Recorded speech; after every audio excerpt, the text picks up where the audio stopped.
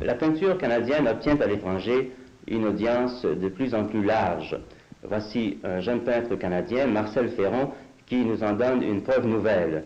Marcel Ferron était allé s'établir à Paris il y a déjà 4 ans. Elle est en ce moment de séjour à Montréal et elle y expose à la galerie Agnès Lefort ses toiles récentes. Marcel Ferron, je sais que vous êtes allé là-bas avec votre famille, je pense que vous avez 3 enfants. Oui, j'ai 3 enfants. Est-ce que vous avez trouvé, vous avez eu pas mal de mal, peut-être beaucoup de mal à vous installer, à vous organiser et à vous adapter à la vie parisienne? C'est-à-dire, je me suis très bien adaptée à la vie parisienne, mais j'ai eu beaucoup de difficultés sur un plan matériel, trouver un logement, placer les enfants à l'école et des choses de cet ordre-là.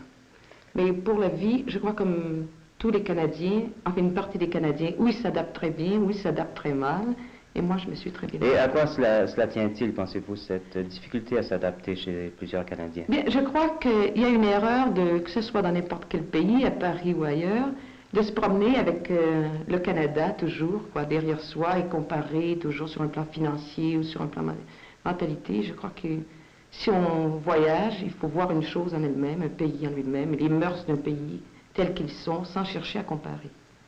Et est-ce que vous avez travaillé beaucoup là-bas? Oui, j'ai travaillé énormément. Parce que, je ne sais pas, tout changeant de milieu, d'ambiance, évidemment la peinture s'en est ressentie.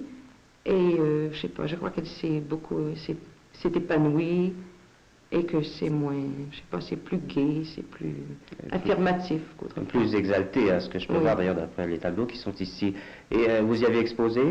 Oui, j'ai exposé en Belgique, j'ai pris part à des expositions internationales comme Phase, de l'art contemporain.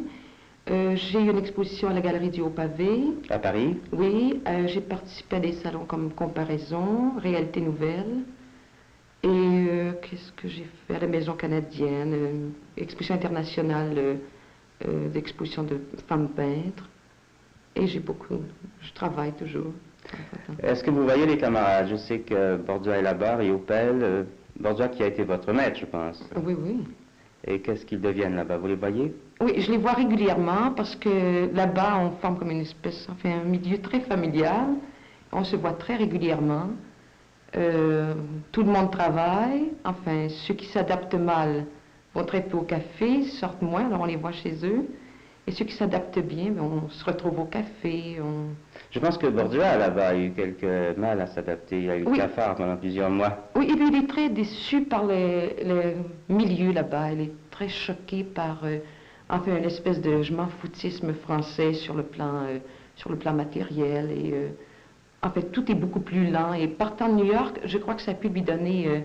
c'était beaucoup plus accentué que s'il était parti de Montréal. Ah bon, parce que là-bas, j'imagine...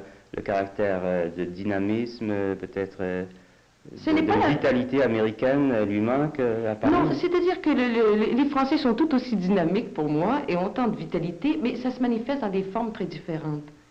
Et que là-bas, on a une autre conception de la vie qui fait qu'on n'attaque pas les choses de front, on ne se bagarre pas inutilement, on pose un geste et on le pose bien, et il sert autant que si on se démène. Enfin. Mais je crois d'ailleurs que Borduas en sort assez bien maintenant, si on peut en juger par sa peinture récente en tout cas. Oui, je crois que ça va aller très bien pour lui.